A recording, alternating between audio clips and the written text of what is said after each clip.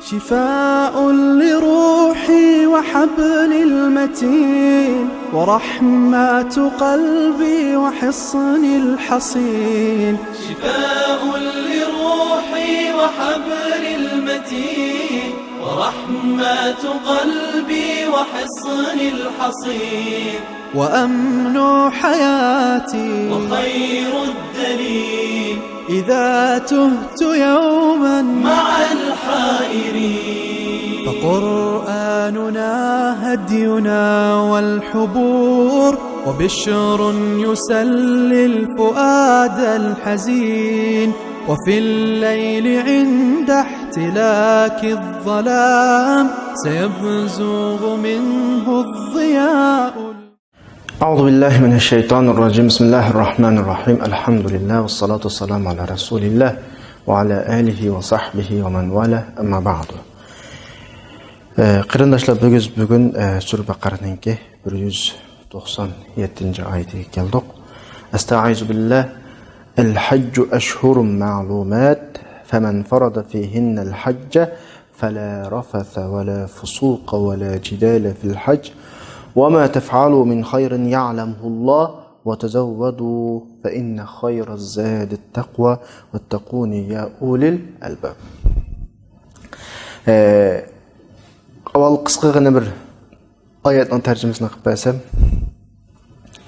Alloh subhanahu va taolo ilgirki oyatlarda haj to'g'riliq to'xtalib, shuning davomi shaklida haj hammalarga iniq bo'lgan bir necha oy.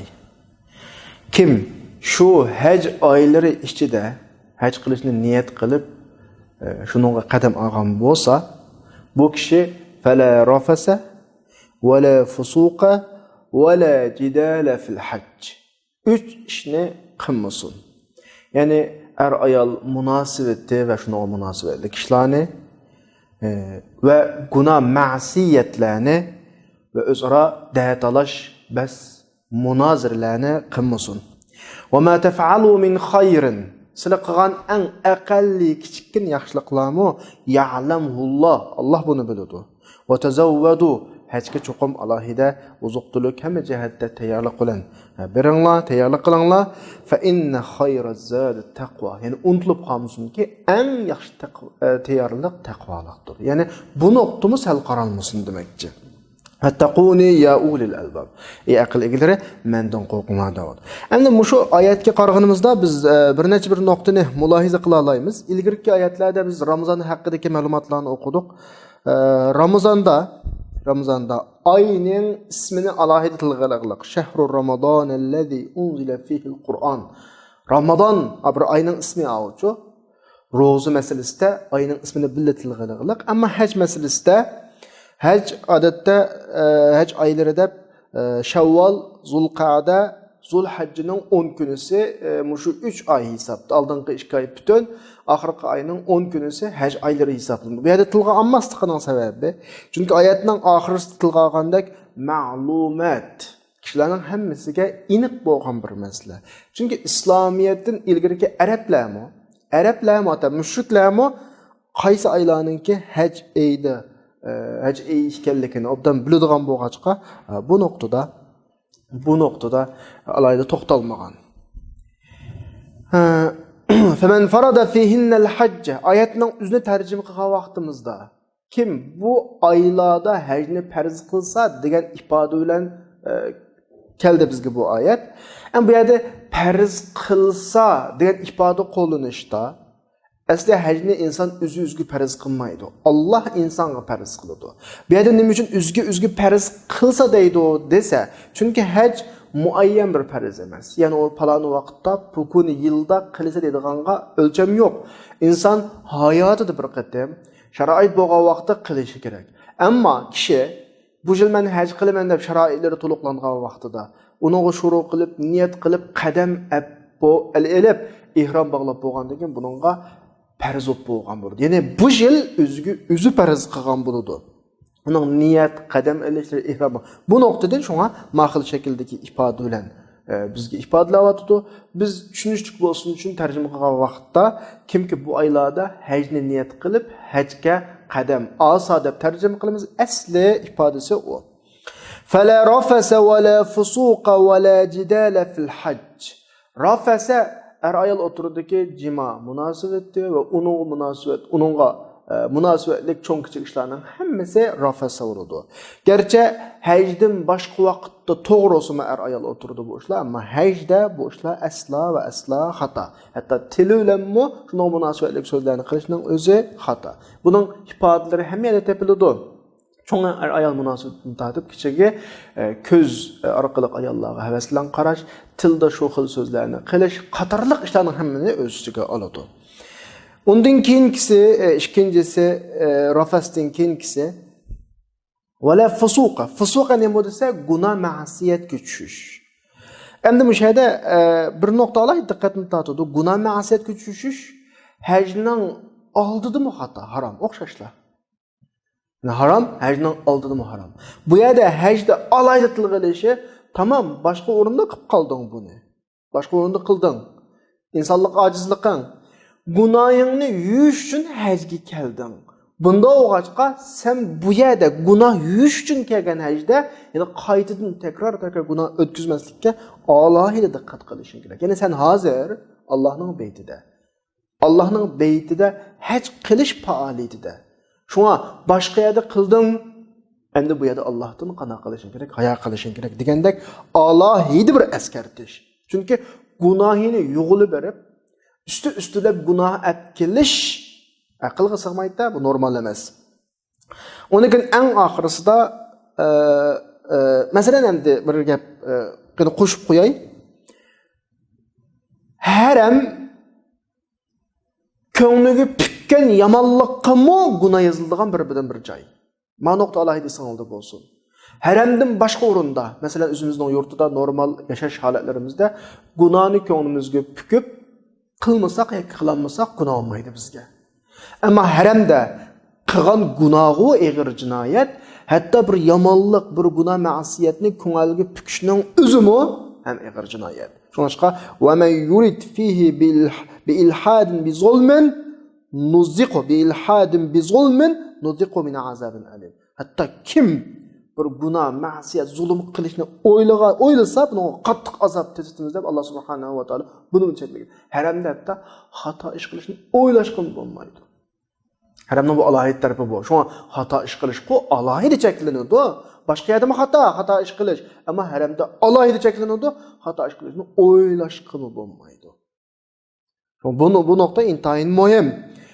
Dikkat qil, oyatdagi birinchi fala rafasadagi rafas haramdan boshqa o'rinlarda yajuz, to'g'ri, ammo haramda xato. Ayol o'tirsida. Ammo fusuq, günah ma'siyat boshqa yerda haram, haramda haram, ammo haramda qat haram. Haramda qilib qolgan odamga u qat gunoh bo'ladi. Kallisida o'ylab qolgan odamga gunoh bo'ladi, hatto jinoyat. Endi üçüncü cheklama oyatdagi wala jidal degani boshqalar bilan munoziralashish, da'vo dasturini o'zaro sizning undaq demening mundaq deb bunda bir ishlarni talashish. Boshqada to'g'ri bu. Cheklni oshmagan shaklda to'g'ri. Ya'ni wajadilhum billati hiya ahsan. Qur'oni Karimda shayliqcha munozira qildi deb boshqalar bilan to'g'ri. Ya'ni munozira odatda men bir gapni qilaman, o'zimning qilgan ishini aqlab yoki o'zimga yo'l hozirlab yoki har holda o'zim tarafini elib bir so'zlayman. Qarshi taraf bu gapga qarta raddiya berib, u o'zining gapini qiladi, mush xil shakl davom qiladi munozira degan. Endi mush yerda islomning mush munozira, da'talash haqidagi bu ko'rsatmasi insonning insonlik sharoitiga alohida ahamiyat berilgan, ko'z tutilgan bir ahvol. İnsan bo'lib, insonlar jamiyatida cho'qim da'talash ma'lum shaklda o'zaro bo'ladi, bunday ishlar bo'ladi. Endi hech qilgan vaqtida buni alohida cheklashi, odatda chog'dagi bo'lgan bo'lg'achqa buni yo'l qo'yaqliq. Endi hech qilgan vaqtda buni cheklashning sababi nima desa, hajda hayot normal bo'lmaydi. İnson o'zining yurtidan ayriladi. Özünün ehlidən ayrıldı, özünün mal mülkidən ayrıldı, normal yaşaş usulüdən ayrıldı. Onun mesela yurt mahallelerinde bir işini qilishdan tatınadigan kişilere yurt mahallede qalıdı. Ahlaqi azraq yoldan chiqdi deyli. Ondan başqa yoldan chiqmagan taqdirda buni ba'zi normal holatdan chiqaradigan ba'zi ahvollar yuz beradi. Masalan, hech quvvat deyli, odam ko'p bo'lg'achqa 10 necha odam bir yotoqda yotadigan ahvol bo'ladi. Bir yurish uyni 2-3 oila ishlatadigan ahvol bo'ladi. Bu yerda nurg'un hayotdagi inson ado qilish tiriklik hojatlarida qisiladi masalan. Siqiladi. Bunda ahvol ostida agar oldin ola mushta bularni dabti qilib, kontrol qilib, hajda jidallashish qo'ymaydi, bas munozara qilish qo'ymaydi, talish qo'ymaydi demasa, bu normalsiz hayotdan siqilgan kishilar o'zining siqilgan taraflarini boshqalardan elishi mumkin. Ochiqini boshqalardan elishi mumkin. Demak, bu yerda bas munozara doirasidan qolib qolmay, buning chekidan eshib, doirasidan halqib ketish ehtimoli intayin yuqori. Boshqalar bilan bo'lgan aloqamiz tez bo'lishi mumkin. Tez buzilishi mumkin.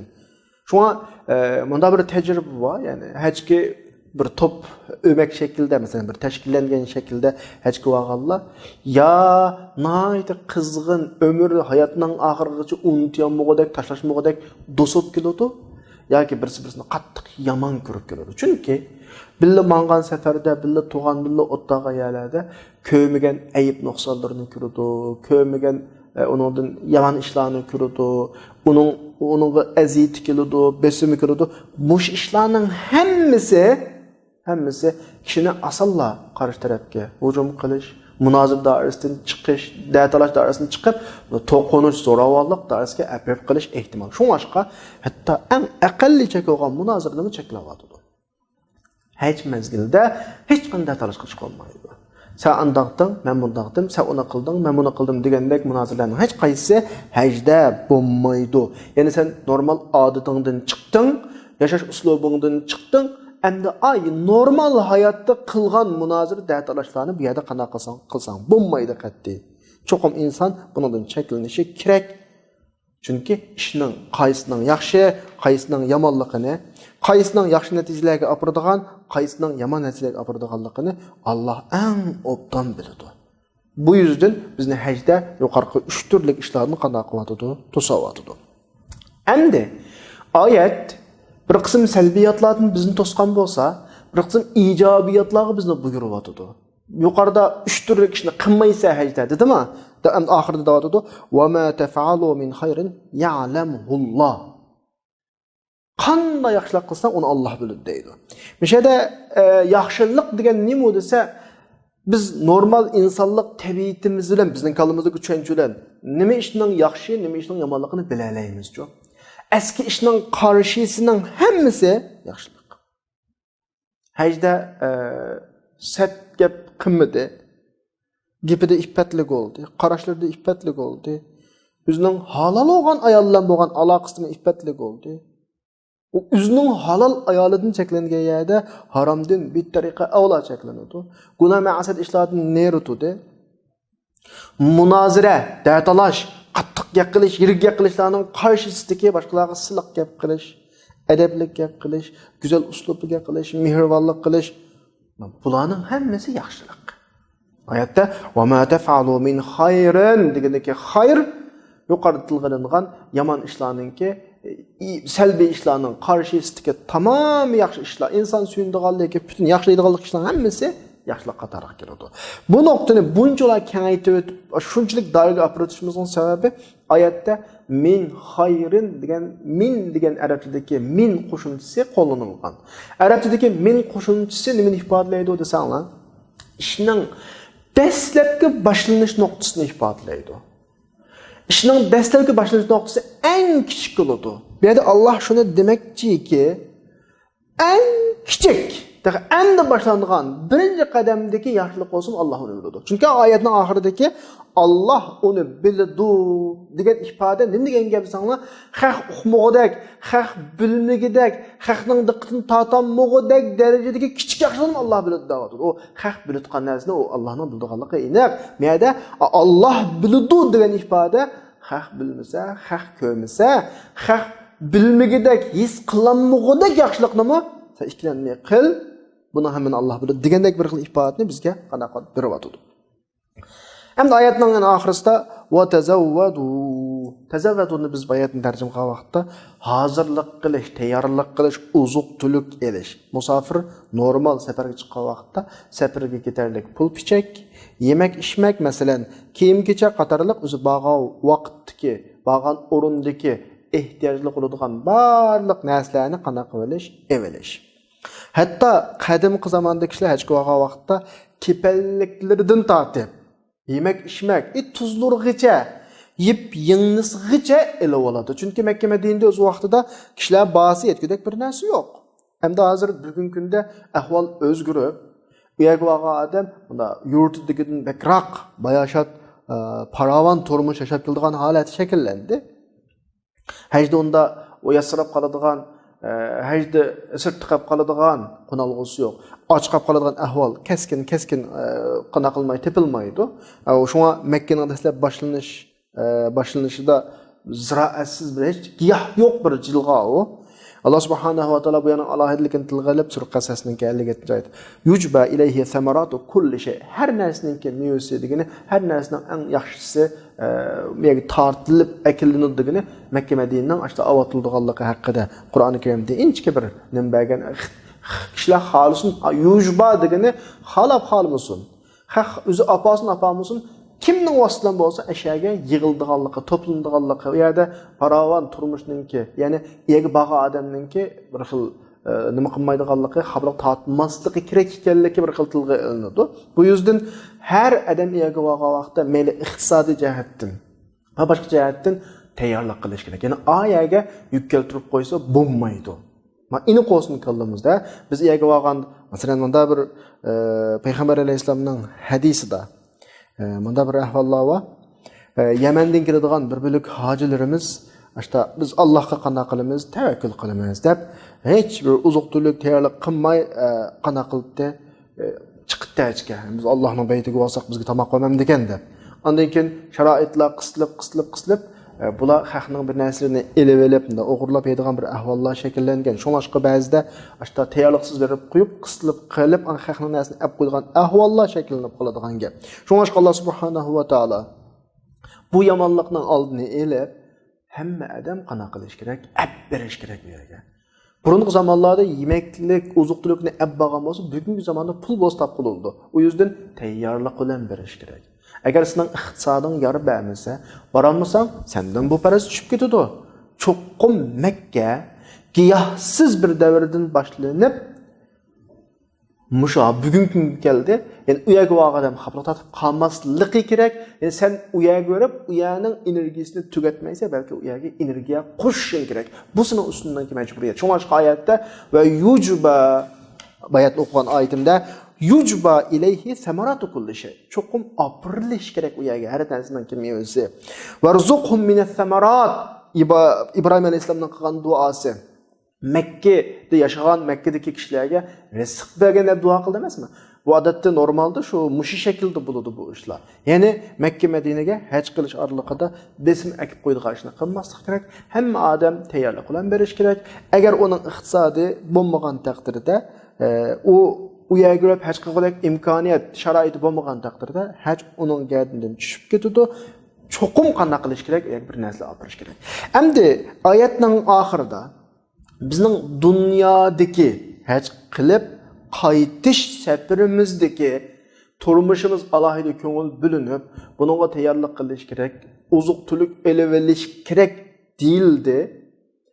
Bir narsa unutilib qolmaslik kerakki, dunyoligimizga dünya turmuşumuzdaki ihtiyaçlarımızga bu kadar köngül bölüngenidek ahiret tayyorligimizga mı köngül bölünish kerak ki Allah subhanahu wa taala nimdavatıdı fa inna khayra zadi taqwa. Çoğum anıma qilishing kerak, uzuq-tulik tayyorlikni joyida qilishing kerak va ahiret tayyorligini yaxshi qilishing kerak ki uzuq-tulikninki hozirlikning eng yaxshisi taqvolik. Dünyada biz bayatın degendek hazırlık bilen, hazırlagan pul pichek, mal mülk bilen sen ayat özüңнің ihtiyaçlarını qamdap, xapılık tatıp qalmay, başqalarga yalvarıp qalmay, bir narsa so'rab, tilamchilik qilib qalmay, o'g'irlik qilib qalmay, qaytib kelishing uchun o tashabbusni, o buyruqni berganimizdek, oxiratda qiyomat kunisi jannatga kirib do'zaxdan saqlanish uchun sana yana uzuq-tulik, yana hozirlik ketadi. Bu eng yaxshisi. Buningga alohida ko'ngil bo'lishing kerak. Da'vatı Allah subhanahu va taala. Masalan, bunun o'xshash mazmundan birisi Allah subhanahu va taala sura Arafning 26-oyatida insonning badan go'zalligini saqlash uchun kiyim-kechak berganligini, hayvonlarga o'xshash badni uch holatda mangmaydiganligini qilib, ya bani Adam, qad anzalna alaykum libasan yuwari sawatikum. Sizning ustingizni yopadigan, avratingizni yopadigan kiyim-kechakni sizlarga berdik dedi. Agar Allah insonni kiyim-kechak yaratadigan, kiyib yuradigan qilmagan bo'lsa, hayvonda ko'radigan gap. Bu bir go'zal holat, kiyim-kechak holat. Deb bo'lib, inson jismoniy o'zininki ayib nuqsonlarini yapadigan kiyim-kechak berilganidek, ma'naviyatini yapish kerak. Ma'naviyatdagi ayib nuqsonlar, ma'naviyatdagi chirkin ahvollarni yo'g'ilishi kerak. Buning eng yaxshi kiyimi libas-ı taqvo zalika xayr deb mana shaklda ifodalayotdi. Demak, Alloh subhanahu va taolo mayli bu hozir olgan misol olgan kiyim-kechak masalasi bo'lsin yoki hajga tayyorlik qilish masalasi bo'lsin, bizga dunyoligimizni alohida eskartgandan boshqa uning qishidan oxiratligimizni qanday qilyotdi, eskartyotdi, billa qo'shib akilyotdi. Yani bu yerdeki وَتَزَوَّدُوا فَإِنَّ خَيْرَ الزَّادِ التَّقْوَى وَاتَّقُونِ يَا أُولُو الْأَلْبَابِ degan ayetning maqsadi shuki, Allah subhanahu va taolo bizdan boshqalardan so'rab, boshqalarga cho'mchib qoladigan, masalan, boshqalarni o'g'irlik qilib, bulonchilik qilib qoladigan ishlarga tushib qolmasligimiz uchun, Allah haram qilgan ishlarga tushib qolmasligimiz uchun safarga alohida tayyorlik qilib, yetarlik uzuq-tuluq, pul-pichak elishimizni qanday qilyotdi, talab qilyotdi. Oyatning maqsadi bu. Va yana bir doirada nima deyotdi? Ma dunyoga bu qadar tayyorlik qilgan ekan, oxiratga mo shunda tayyorlik qilki, harom ishlarni qilma. Sen orqali harom, masalan, o'zining tayyorligini joyida qilib bo'lsa, o'g'irlik va boshqalarni bulantalan qilish, harom yeyish qatorliq ishlardan saqlanib qoladi. Bu orqali oxiratga boradigan tayyorlikning joyida bo'ladi deb buni maqsad qilyapti bu oyatda. Vattaquni ya ulul albab degani ham aqlni ishlatib qo'ygan. Ya'ni Alloh subhanahu va taolo davomli mashta taklifat insonga buyurgan ba'zi ishlardan keyin aqlga ishorat qiladi. Chunki Alloh shuni istaydi-ki, biz har masalada aqlimizni ishlatishimiz kerak. Aqlimizni joyida ishlatilsak, bizning aqlimizdan chiqqan hukm Allohning hukmi sifatida bo'ladi. Chunki sog'lom aql Alloh insonni yaratgan, insonning to'g'ri yo'l topishning bir vositasi. Alloh avatgan hidoyat tushunishning bir vositasi.